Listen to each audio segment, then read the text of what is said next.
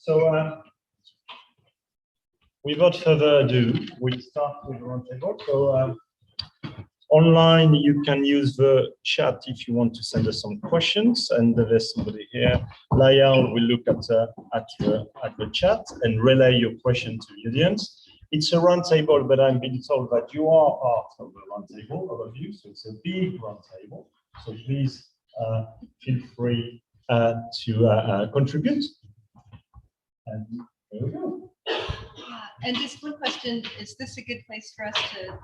Yeah, we moved this So for you. we'll have to move a bit the camera. So let's do it. If you, Yeah. Yeah. I think that could work. So, or we can move a bit forward, perhaps. We can push the, and as we're Shall we? getting set up. yeah, I think that is fine. Or we can even show the We audience. consider this roundtable Yeah. to be Oh, the probably it's three of better like us this. and all of you. Yeah. So you're definitely part of the circle, so to speak. And as the conference generously provided us with writing implements, we encourage you to use them now. If you have something to write with, please bring it. Please take it out now, because we'll be inviting you to reflect and do a little writing as part of this process. Those of you who are online, likewise, use what you've got to write with. You're also welcome to post the responses in chat, should you choose. No pressure.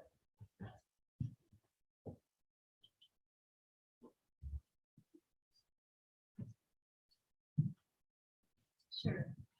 Oh, Fred, sorry. Could you share screen? Could you give Amanda? Oh, Amanda, do you already have screen share working? I do. Are you seeing the? Okay, great. Okay. Are you able to see the slides up there, Brooke? Yes. Yes, we are. Perfect. Well, welcome everyone to Story Circles for a Just Future. I'm the all-powerful Oz up here today, but in real life, I'm Amanda Hill. I teach at St. Mary's University in San Antonio, Texas, and I am very interested in how to be an ethical facilitator, and that's what my research is really on. And I would love to invite my colleagues to introduce themselves as well. You go first.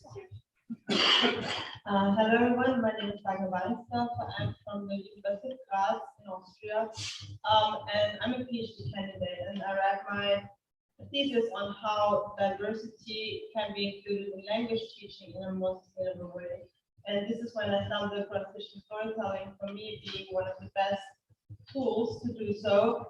And while writing my thesis and creating my material that will be the result of my thesis, hands-on teaching material, I stumbled across the story circles. And while when I first encountered them, they seemed to be, oh yes, it's a good part of the whole process, I more and more encountered that I feel like they have a really crucial impact on the digital storytelling process, and also for what the students get out of it. And this is why I got more and more interested in story circles and in the question, how do we go about them, and how do I make them as effective as possible?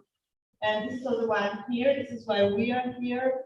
And I hope that together we will have a good discussion, and to maybe all of us get a better idea of how to conduct the story circle, how to be a good facilitator, and how to make the digital storytelling process for our participants as fruitful as possible.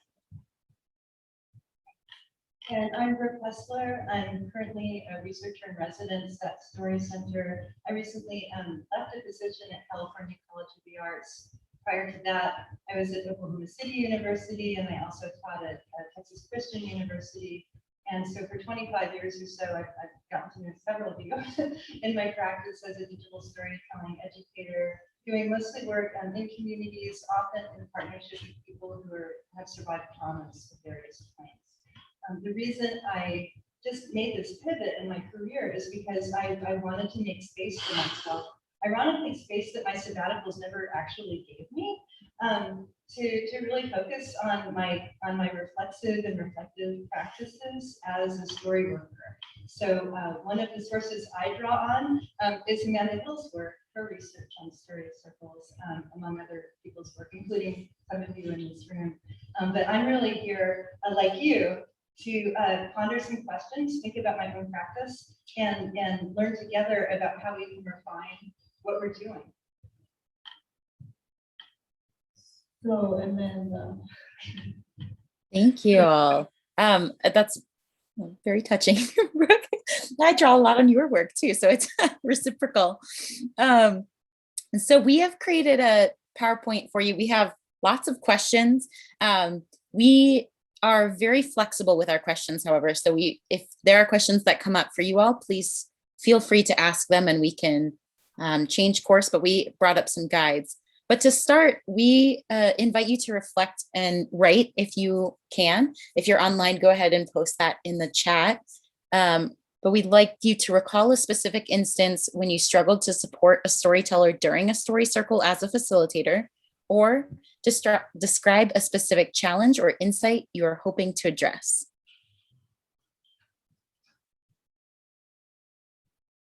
I think you're gonna give you and us also a few moments to think about that, maybe make some notes, and then we'd be really happy if some of you could share your answers.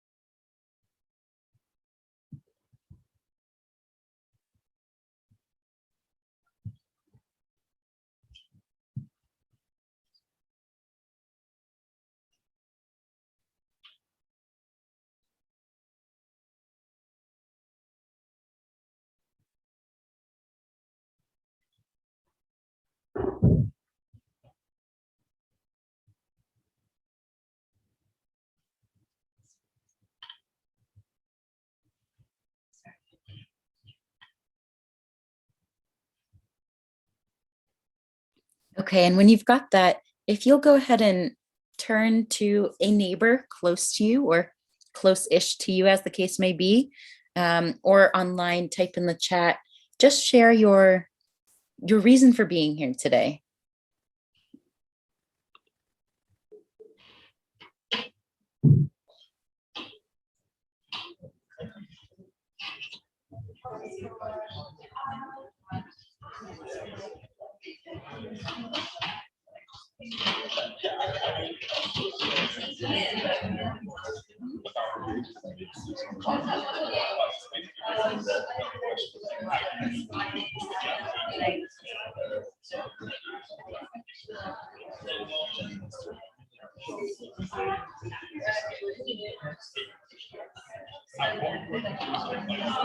So I guess online you can do the same using the chat, perhaps, if you like.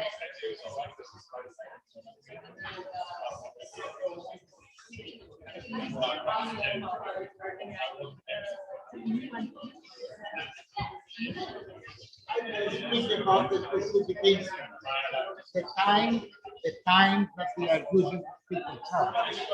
I can answer to the question. You like me to do this? When we have to toss this back,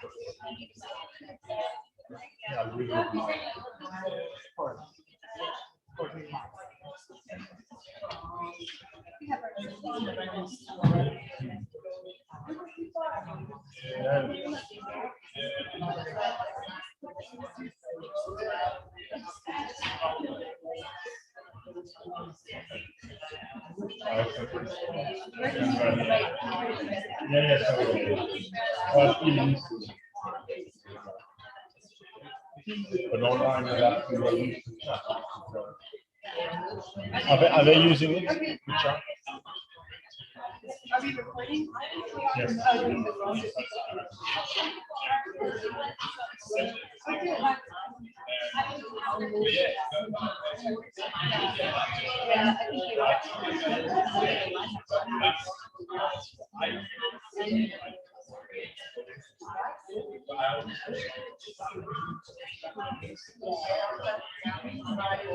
we giving them a specific time frame?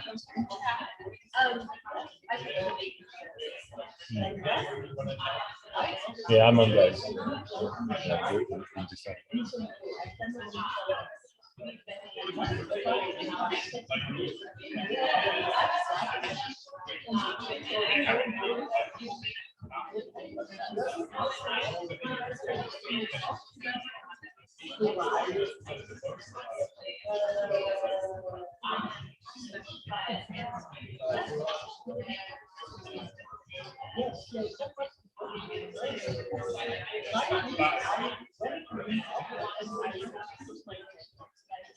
Okay, Amanda, I think here in our room, it is lovely enough, or we will be ready to start. And you already have one volunteer who would like to share.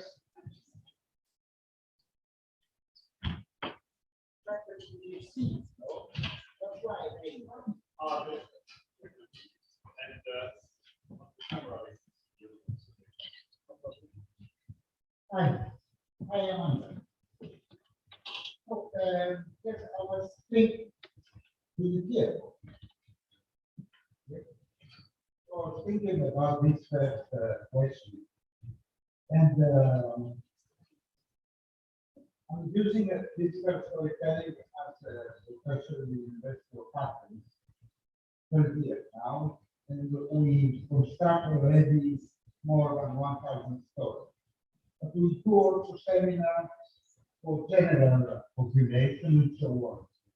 So the problem, as we know, is that, and I will speak about now the special people and the students, is that when we call them to express themselves during the story circle and speak mainly about romance and so on, because this is, as the people like to say, in general, very rarely they speak about love and good things and so on.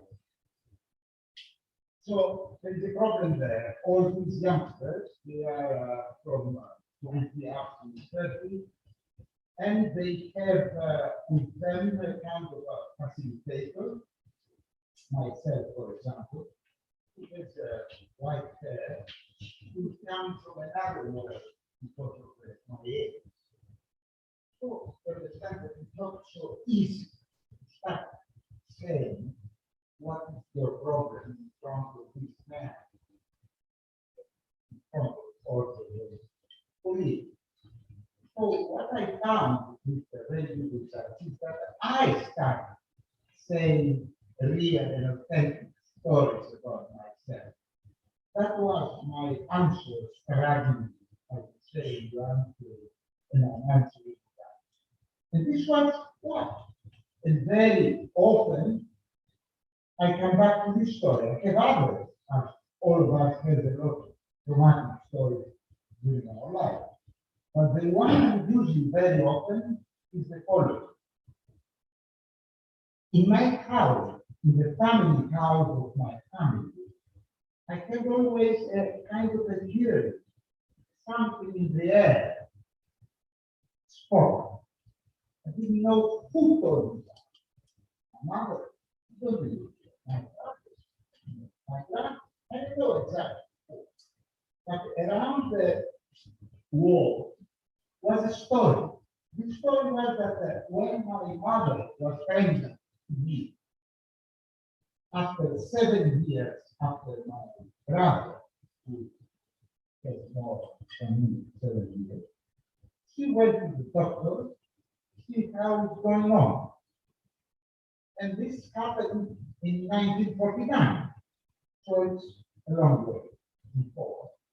So the doctor proposed to care, that is the saying of the war, proposed to care. It's very nice. You have also quite the age. You have also another son. I'm ready to do an injection to lose that baby. So this was the story that I hear in the cup. So I'm saying that story in front of all these guys and girls. So they have stayed like that. And I'm explaining to them the second time that it was impossible for me to turn the page. What I mean by that, and both existed. So that means that my mother said to the doctor, "Fuck you, I'm sorry. Fuck you, doctor. I'll keep my day." I needed 30 years of psychotherapy to have the possibility. I'm laughing. Turn the page, you understand? So I believe that this is a kind of an example that when you're asking, Amanda, thank you for that, about how I started many times with 20, 10, or sometimes 40 students present or on the line. And I kept doing that. Thank you.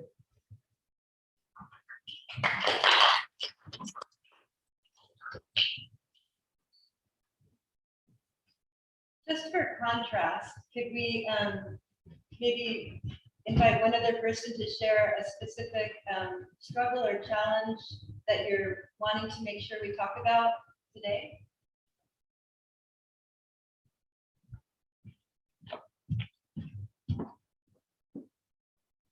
So one of the last workshops I was doing, I was asking the learners to make a lifeline about their learning.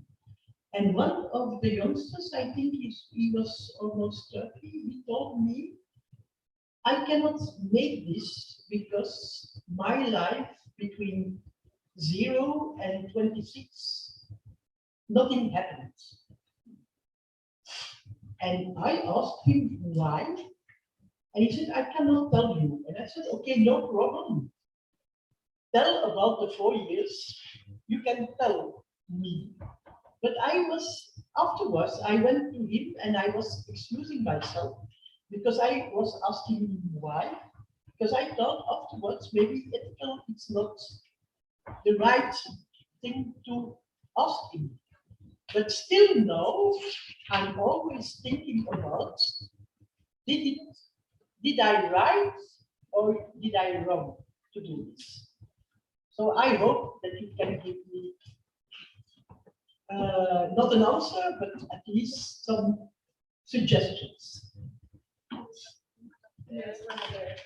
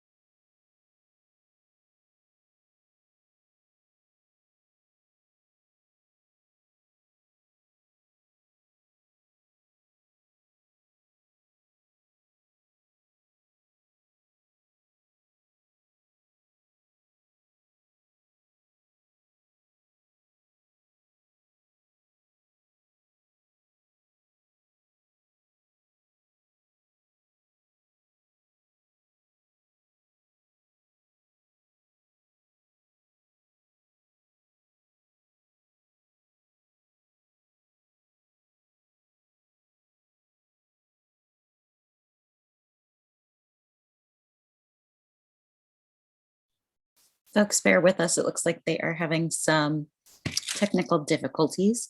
In the meantime, is there anyone in the room who wants to share?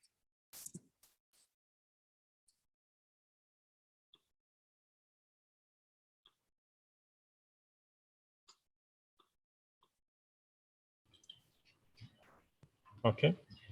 Can you hear us online? Yes. Brilliant. Okay. You can carry on.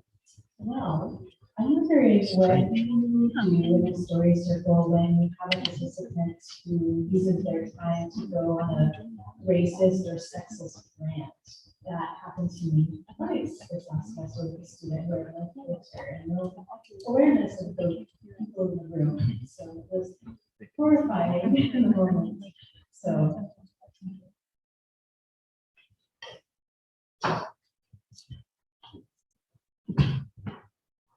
Thank you so much. So far, we've had 1, 2, 3, 4 very specific examples, and I think these scenarios will help us as we move forward through the presentation and conversation. So thank you for being so vulnerable and reflective and sharing.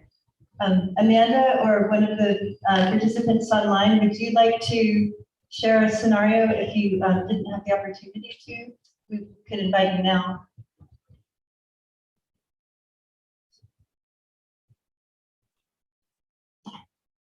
I'm happy to share a recent experience that I had.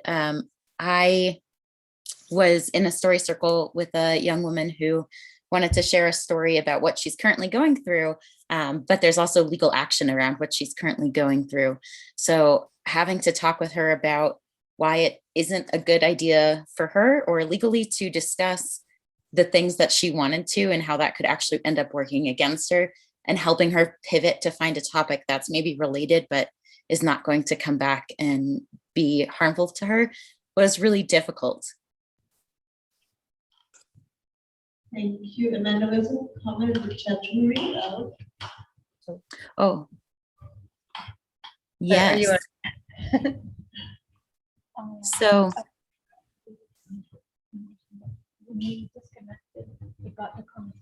Oh, But okay. there's one. Oh, it's your. So.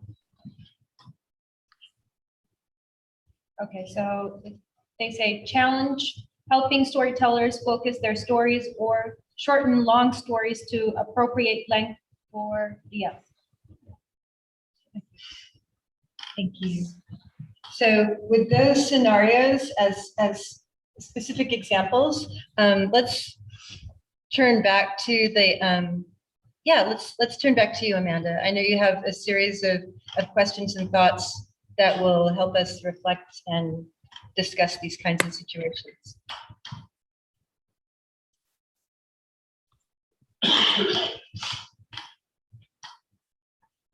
So I think our first question is just pretty broad. We just wanted to open up just in case there are folks in the room who are less familiar with this.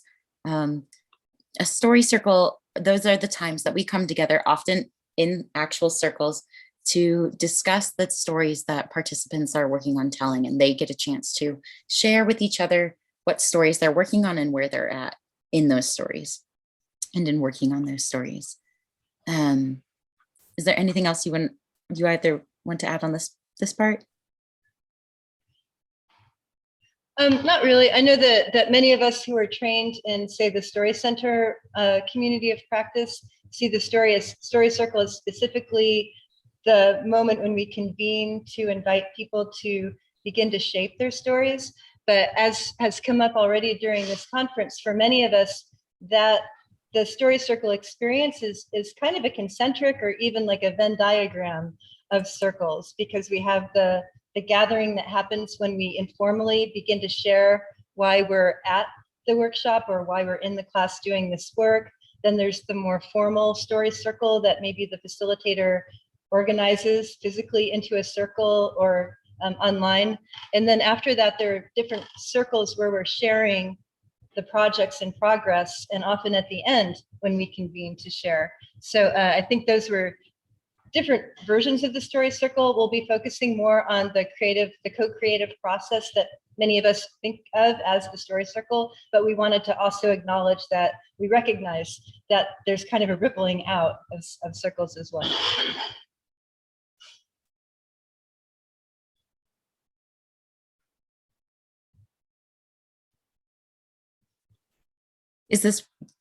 Do we just want to go through the questions here, Brooke? Sure. Okay, so this is another opportunity for you all to think together with your neighbor in the chat online. What does it mean to you to be an ethical facilitator?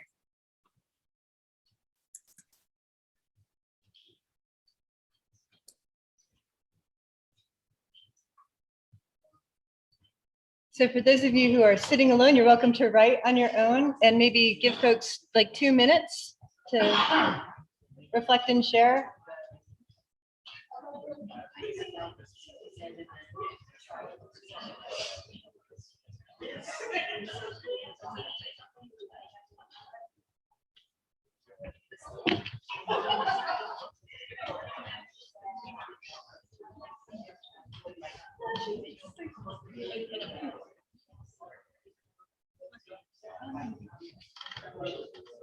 Is there any- Recording.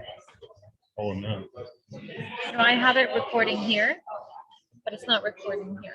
That's But the I have host. it, see, it says the host. Who's the host? I think it's Amanda. Amanda, can you allow us to record?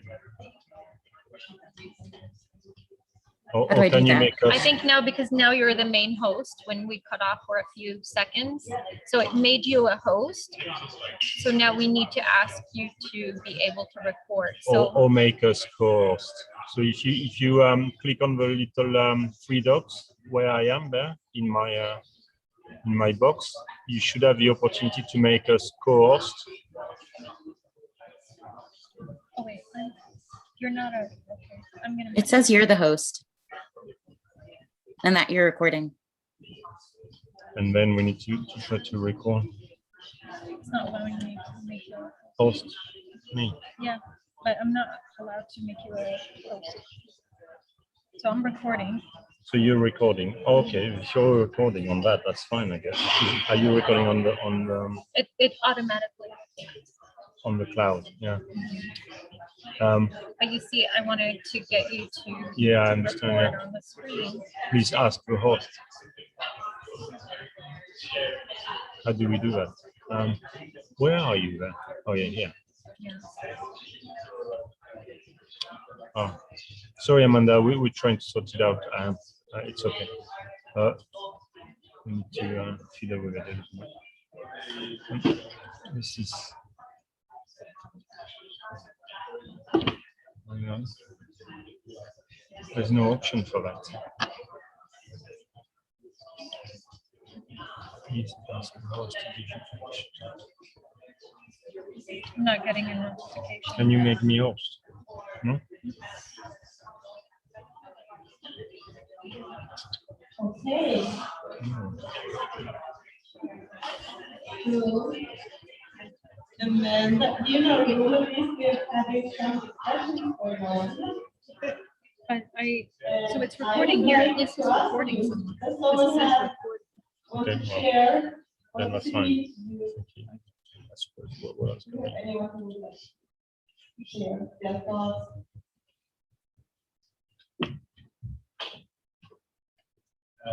Yeah, we were just talking about sort of the whole issue of consent and taking that seriously and just staying on top of that and not sort of assuming that as, like, when you get the consent to share something once that always applies, and then you kind of have to be very aware of, you know, how that story also evolves over time, you know, and how, you know, like the societal context changes, and then you do have to question sort of like when you go back to the people who shared the story and they still want the story to be out in the world,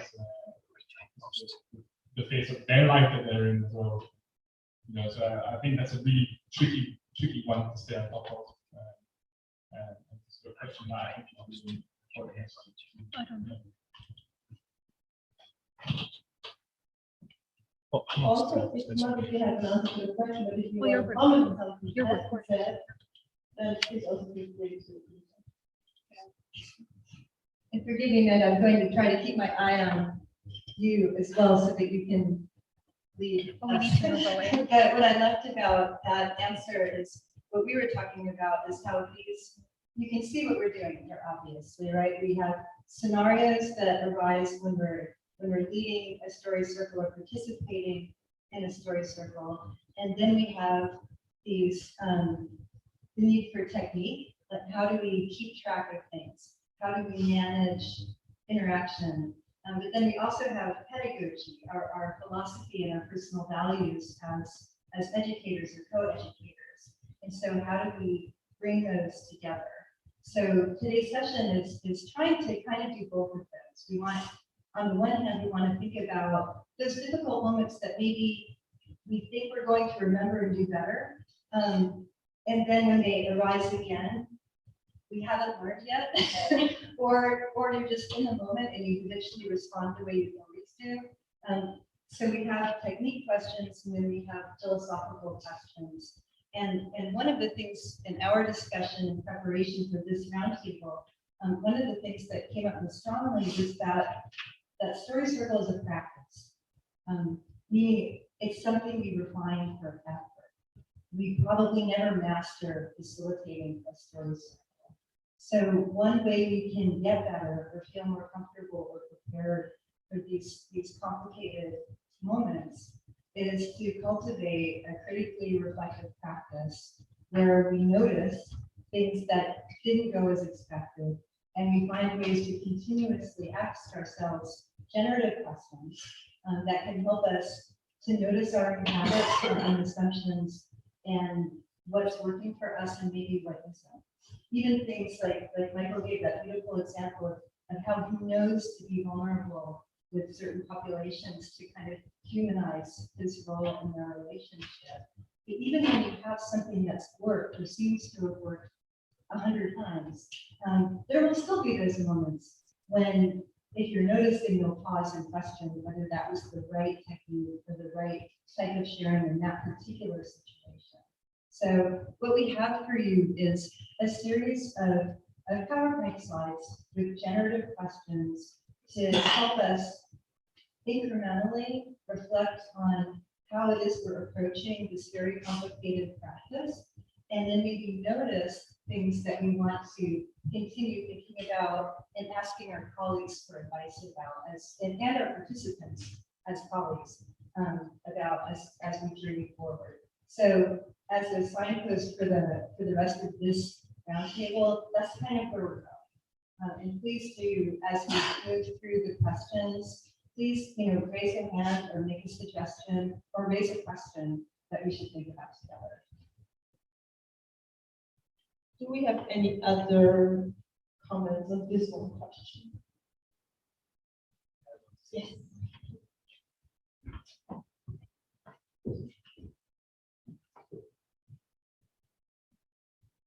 I think what came out of the question, conversation is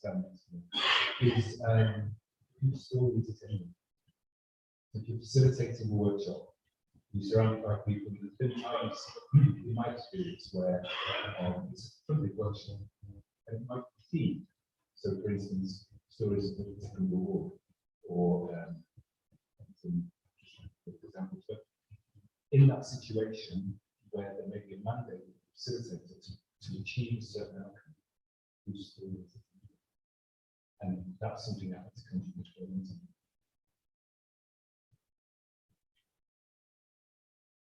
Thank you.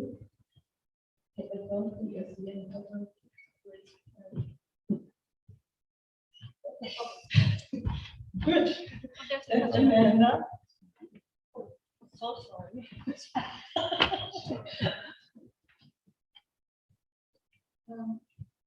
I just attended one of the workshops about pedagogy and how in America the digital storytellings are used to teach students become better humans. And among very important skills that have been mentioned by lecturer, such as teach people art of rhetoric, for example. It's very important how they speak. To the point, teach people how to cut the amount of words from 4,000 to 200. which is a very useful skill. But one thing what strikes me was what the educator said, that they would not allow painful story to be told, for example, because they would consider it to be destructive.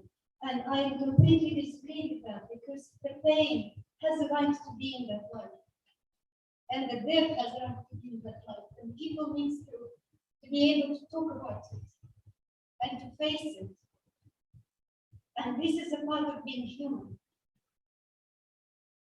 So, another issue is what was strange to me is what lecturer mentioned, what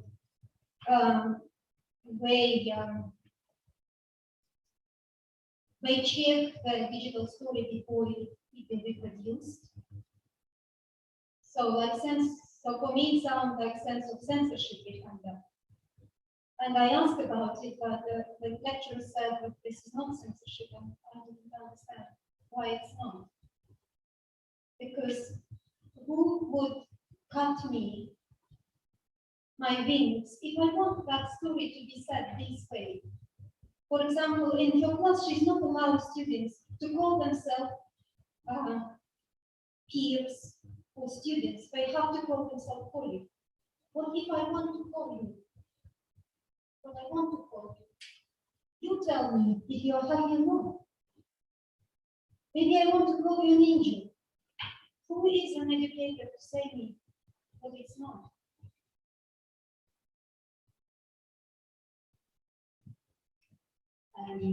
I was actually in the same workshop and I got a very different feeling. So this is actually pretty interesting because there was a lot of talk about ethics. And so I teach university as well. So we use digital storytelling with a pedagogical, let's say within a pedagogical framework. And so what the lecturer was saying is that when she feels that because she works with 17-year-olds, so they're still very young and some of them come from difficult backgrounds. And the goal of the workshop in that case was creative writing, so it's using video storytelling, but with the idea of also promoting writer skills. And so what she said is that if she feels that the story can be too dramatic or talk about something that is could affect the student in the university campus or life. She talked to her students and she tries to understand if she or he really wants the story to become public. So I didn't feel that was censorship. I mean, it's just that it was, being an educator, so trying to reflect together if, that product. Because at the end of the day, it also becomes a product. So if they wanted that particular product of themselves to be shared with the university community, so I think it also depends on what your role is and what the context of the digital story is.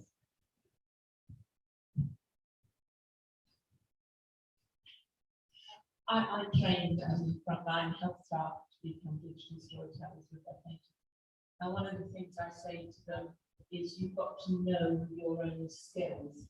So if you are not able to hold a person through a very, very difficult story, then you've got to be aware of that as a facilitator and know who you can pass that person on to. So you have to mind the safety for the person and the safety for yourself and the safety for the rest of the group, perhaps, especially if they're all 17-year-olds. Stories and where they're appropriately told. For example, a couple of examples that have been given to us is what the story about suicide has not been accepted, and the two stories about illegal immigration has not been accepted. In fact, for me, the most interesting story that I heard was about the story of cleaner in the house that I'm renting, and she came to England illegally, and she's just a very humble person, but her story stays with me because what she went through is amazing. And we all could learn from her. But if we exclude that story, we cannot be a human society.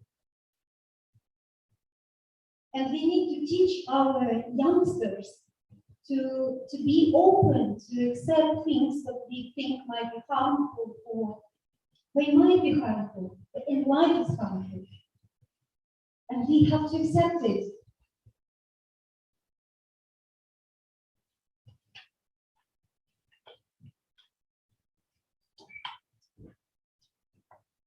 Thank you so much. These are conversations we have at these conferences all the time. You know, it's the work we do is humbling and heartbreaking, and takes us down many roads where we're talking about how we can make sure that people have the opportunity to tell the story they're ready to tell and the story they need to tell in a way that's safe for them to tell. So as you're speaking, I'm thinking in this session, we've got so many things happening at once. We're visualizing our own practice in supporting that kind of sharing safely. Again, we're talking about things we can do in the moment or afterwards to make sure that that trust that we've tried to establish is something we can carry on afterwards. Say if an individual changes their mind about telling that story, or if it becomes unsafe for them to have told that story, at what point does our jurisdiction or our stewardship start to fade away, you know, and to what extent is that within our control or not? I can see that in the interest of time, we have to, it's our responsibility to make sure that we have things that people can take away from the session beyond like our worry that we're not doing things as well as we can. So just in the just to make sure that happens, for those of you who aren't familiar, there's a document that was generated by Story Center staff in collaboration with many practitioners and scholars, the ethical practices document that includes a storyteller's bill of rights that has, I want to say, 28 things that we should keep in mind as we convene story circles or even classes or story sharing situations. So I'll make sure that as the conversation continues, I get that link so that we can share that document with everyone who may not have it already as just a starting place if you want that.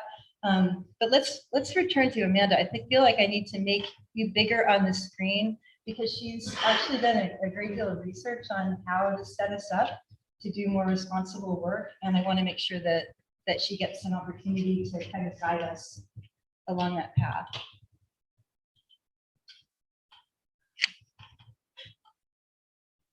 And then now you are the 10+5 mirror head that we talk. Yeah. It's one way or the other. Oh, good. Didn't know I would be looked upon so closely at 8 a.m. this morning.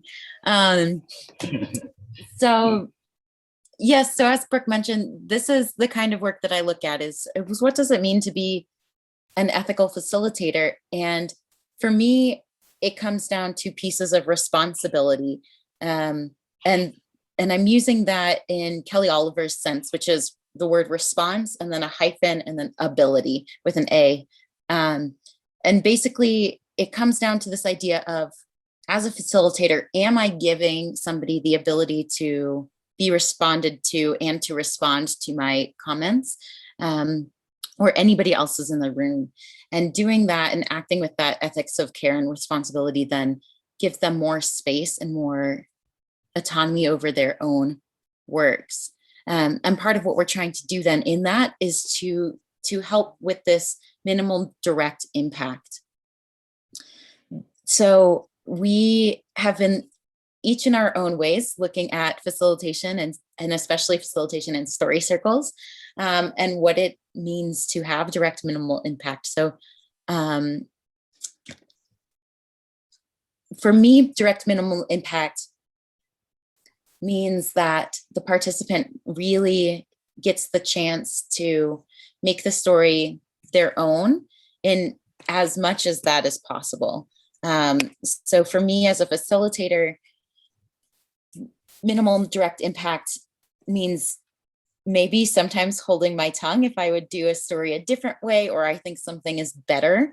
That is not necessarily for me to say in this person's story because it's not my story. Certainly digital storytelling has that collaborative effort, and I don't want to deny that completely, but for me to create that sense of ethics and the sense of autonomy within the room, this is a big piece of what I'm thinking about. So for example, I had a student once, a college student who I was working with to tell a digital story. And she had this really lovely piece about her first date after being in an abusive relationship. And it was very funny, but it kind of like sidetracked and went to a wonky place. And what I should have said to her in that moment is, what do you want the audience to leave with? And what do you feel like they're leaving with right now? But instead I gave her, I was like, oh, if this were my story, I would do this, which I think comes from a different place as a facilitator than as another member of a story circle. I could have also asked her if she'd be open to hearing that before I just gave her the idea. She ended up taking the idea. And so now every time I see that, I'm like, oh, this is my idea and not her idea. And so for me, that was kind of an impetus for starting this sort of research is, what does it mean that I stepped in and helped create that story for her, rather than giving her the space to kind of grow and figure out what the story needed on her own. Not to negotiate, not to de-emphasize the point of a facilitator completely, because I do think that as trained facilitators in digital storytelling, often we come with a lot of information about how to make a story in the programs, but also a lot of narrative theory or things like that are going to help influence stories. I think there are ways, though, to help students or storytellers in general learn those things on their own or try things out and see what they like best.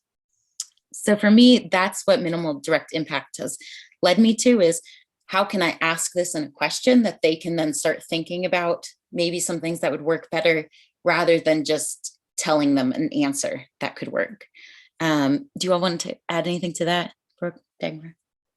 I would like to come in on that because, as I told you, I my PhD, and I have an origin so I'm really a teacher in secondary education. And so one of the questions I ask myself in the story circle is, I work with students from the ages 11 to 18, mostly teenagers, then because then they have the English language ability in Austria to create a story that's good. And in this age group, particularly, it's not mostly me who is influencing the story, but I often feel like the peers are influencing the story. When I want them to create something that is them, I feel like, especially at a teenager age, they often create something that the others like, that the others find that's cool, and that makes them cool in front of the others and likable. And that's something I struggle with a lot, is to find a way to get them away from, to have to create a story within the group, and finding a way to step away from this. I have to create something that the others like instead of something that I like.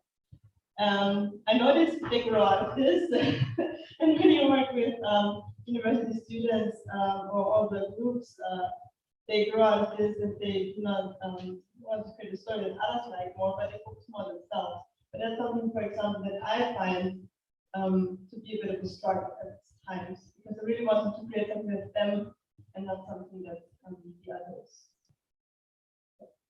But maybe someone else wants to come in with a struggle, an idea that they find in terms of minimal impact.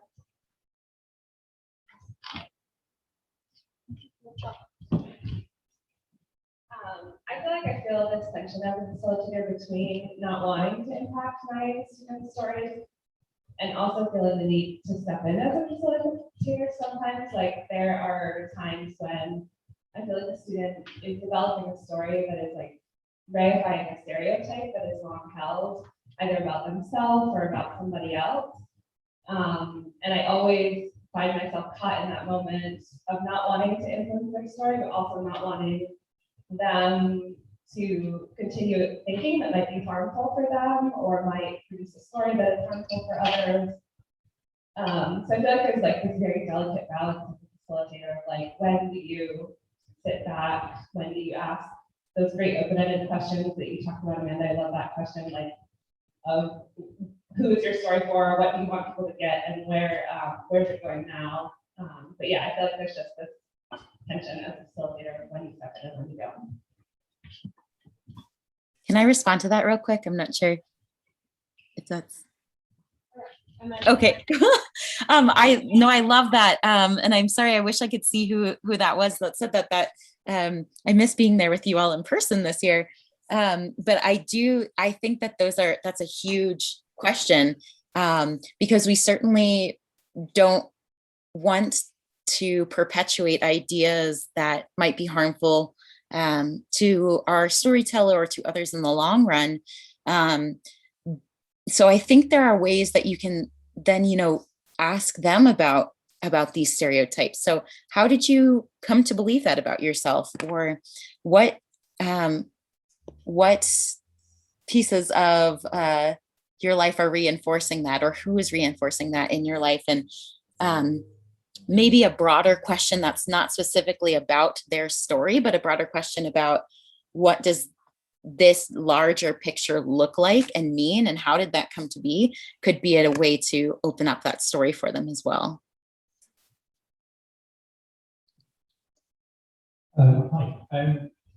This whole conversation is really interesting. It sparked up a whole set of questions for me. First of all, Charlotte, saying hello, because it reminds me of some of the conversations that I've been having in my coaching qualification over the last 9 months. So this idea about how, as a coach, what you try not to do is to bring your values to that conversation. You're trying to facilitate somebody else's decision. But there's an approach we're looking at called clean language, which gets right down to the level of how do you phrase the questions that you ask of somebody, so you're not necessarily applying your values and your biases to some particular. What Michael was saying earlier about, as a facilitator, you're coming in from another world. So the question that I've got in my head is, we're not, as storytelling facilitators, we're not actually coaches. We're doing a different job here, but there are some interesting similarities that I think I will go and explore a little bit more. But the key question for now is, how much of this process is about us serving the person, and how much is it about serving the story, and where do we position ourselves in that sense to make this as an effective process and useful process for everybody that's involved in it.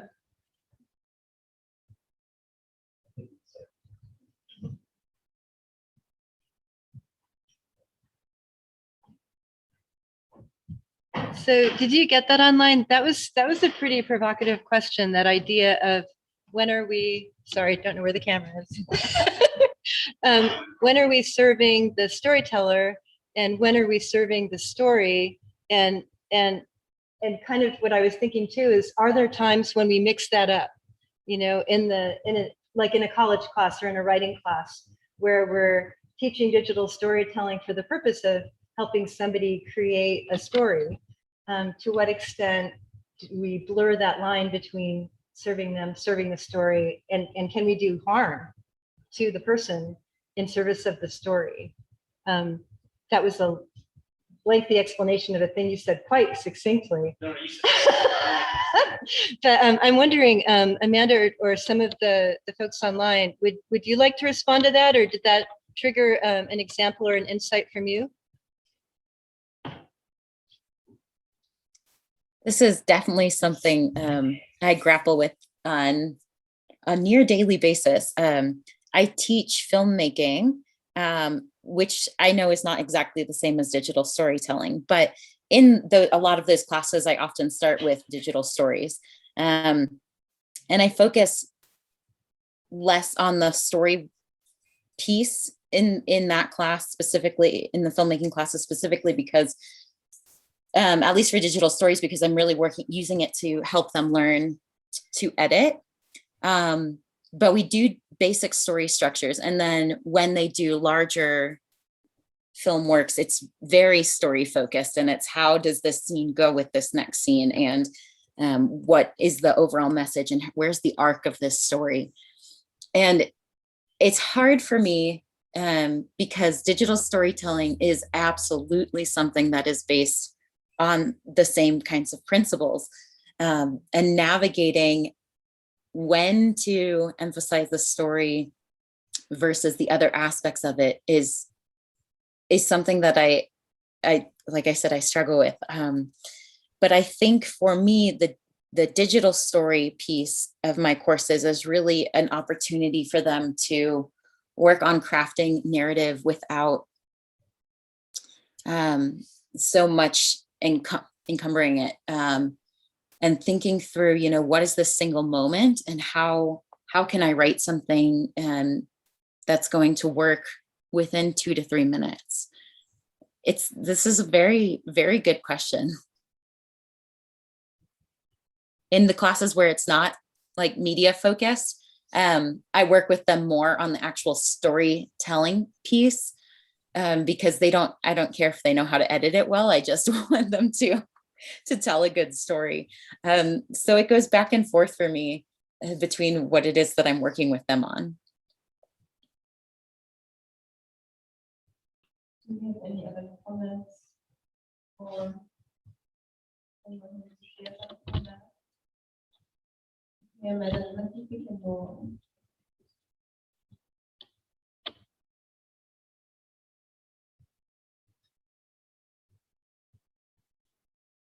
I said I think we can go on then to the next. You hear me?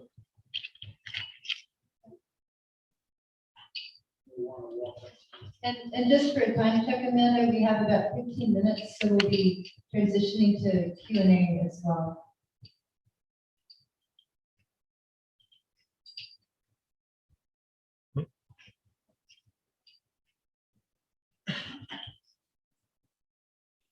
Well, she works on the thing. Why don't I also add that another thing that has come up for us in preparing for this roundtable, and that could come up in our discussion either during the question moments to come or afterwards, is how what we're talking about isn't just what happens during the story circle, but what we bring into the room before, right? So if our assumption in convening people is generating X number of stories on X topic for X therapeutic purpose or grade, that's going to shape how we approach the session, maybe sometimes in a way that influences our practice more than we anticipated it would. So, so another way to kind of start circling back to those scenarios that you had in mind at the beginning is what are you bringing into the room with you that is anticipating the problem that came up again and again that's been making it kind of scary to facilitate story circles? Or how is it that we're maybe repeating the same conditions each time we enter a story circle, and maybe that's one of the reasons why we continue to have the same struggle. Thank you. Amanda, do you want to continue? Did you say it's time for Q&A? Or We're getting close. Yeah. okay, should we do one more question? One more question? Sure. Let's go on. Do we want to do this one, or should I keep moving? No, sure, yeah, let's take this one. Yes. Okay. Do you all want to start? Yeah, so the question would be, and we would maybe give you 1 or 2 minutes to think about that. What are best practices you found for writing individual stories through group work? So maybe 1 or 2 minutes to think about that. But if you already have an answer, feel free to raise your hand.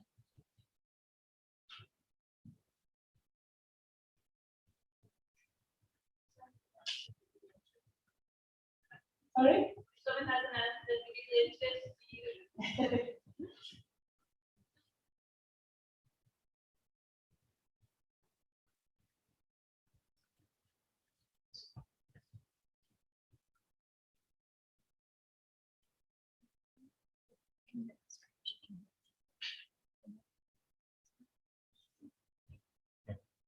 so when people ask questions, she's able to.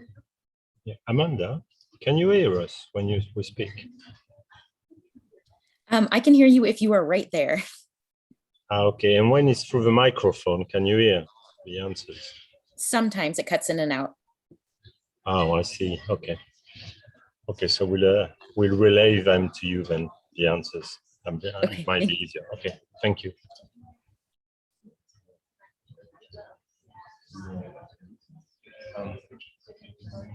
But there's a problem. It's not like, it's almost.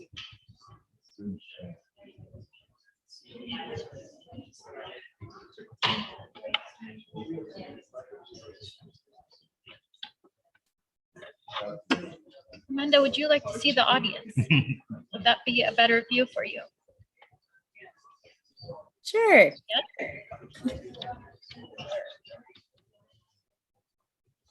Where's she?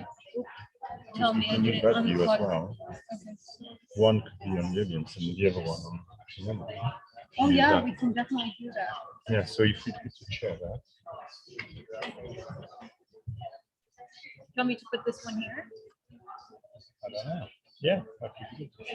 If you turn your camera then. Where's the camera? Okay, so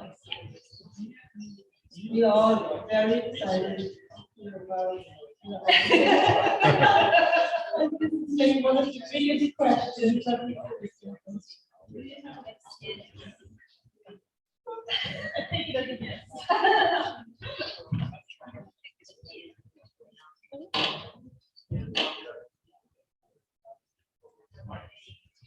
Okay. Can you hear me, Amanda? Yes? Okay. So it's actually more of a, it's not a comment and it's not a question. I think it's a reflection in the being. Because I was thinking, when I conduct focus groups, for example, even though I have the same prompts and questions, if the group changes, the answers and the questions change. Because, I may say something that triggers something in you, and so you respond to that. And so when you work as part of the group, I think what you say is kind of shaped in the group. So, I don't know, I find it difficult to have an individual story that is just mine if I create it in a group. Does that make sense? So it's a reflection of the segment, an answer to anything.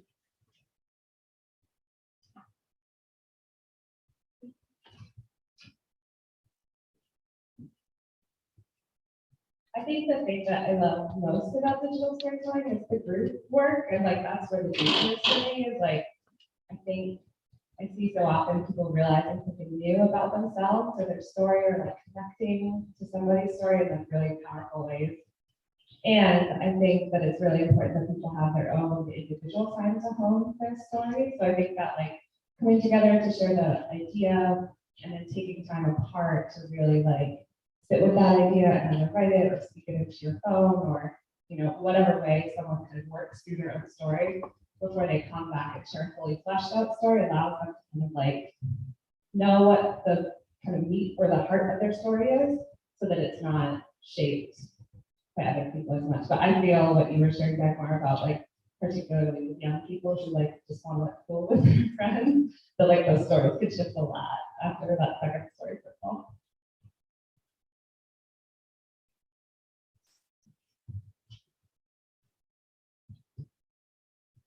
Share one of my favorite ideas that I do a lot And that is showing people the story, what I call a story graph. So you just start with a point on the left-hand side of the page, and you ask people just to draw the ups and downs of their story, and then to annotate it with words or in pictures. And one of the reasons I love it is because you can then see how complex their story is and help them to focus in on one bit without having to tell them you can only tell one story. You can see where the story shape is, but also it helps them to include the emotion without you asking them to include the emotion. So they very naturally draw the downs, the difficult things, and so when they tell the emotions there, they've already recognized that.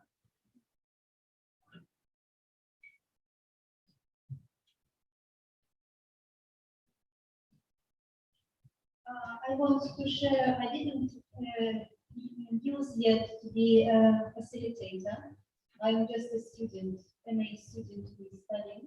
But today I heard one fantastic practice from one of the workshops that I attended here, is to ask people to connect the idea with the particular melody of the song. Or say, for example, I don't know, they want to say about the best friend. What song could be associated with that friend? Or to say about their mother, story about their mother. What melody would it be? And it's a very creative approach. It could trigger in people all kinds of associations and help them to develop a story. Is there a best practice in the back for this year?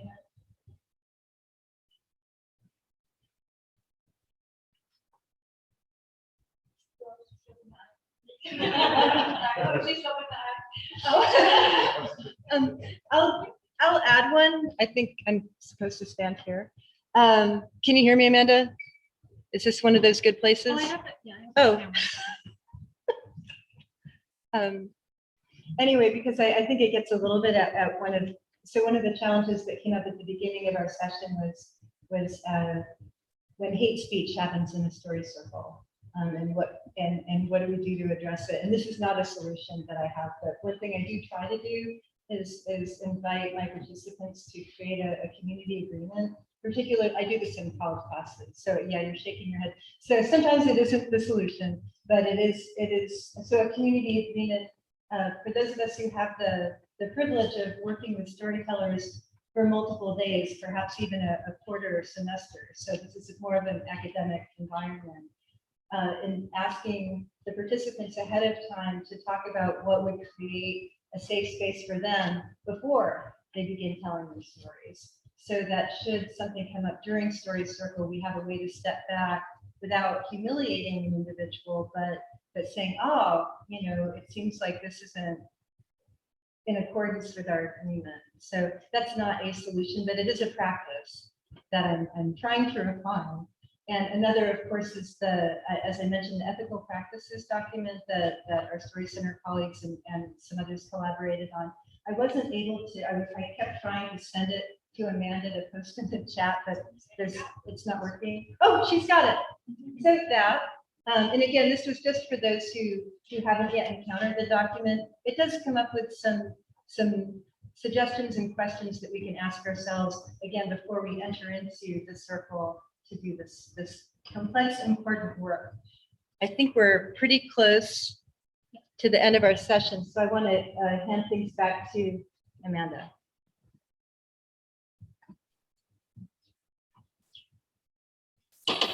Do we have time for another question from the audience, or are we done?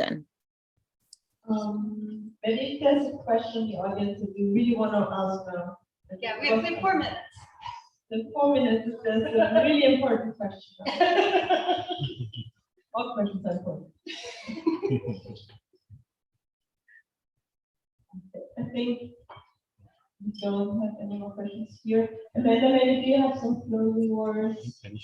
Some wisdom you want to share? There's no. No, I just want to say thank you all for coming today. Thank you for your patience with the Zoom and my hearing ability. I think I have something funky in my connection here this morning. But it was so lovely to hear your words and to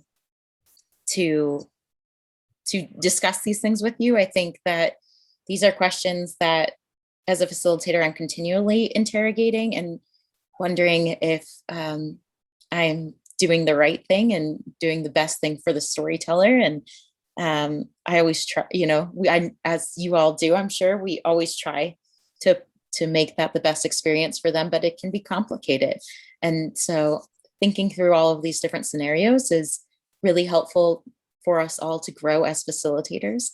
And so I really am grateful for those of you who came today, even those of you who are not facilitators, but just here to learn more about the Story Circle process.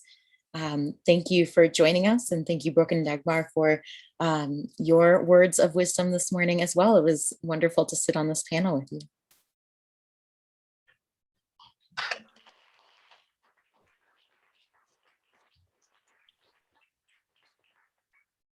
Thank you from my side, our side, I think, for the discussions, for the input. It was very interesting.